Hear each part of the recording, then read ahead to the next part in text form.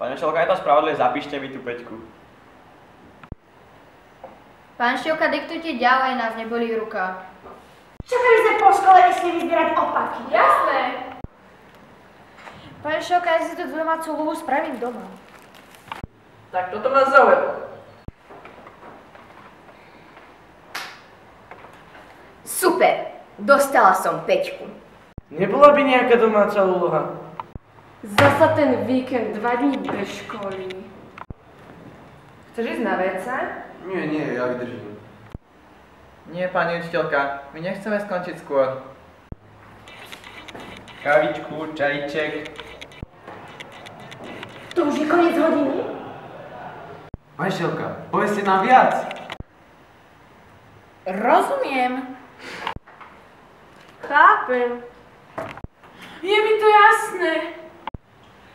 Vy ste to najlepšia učiteľka na svete. Prosím, môžem vám umyť auto,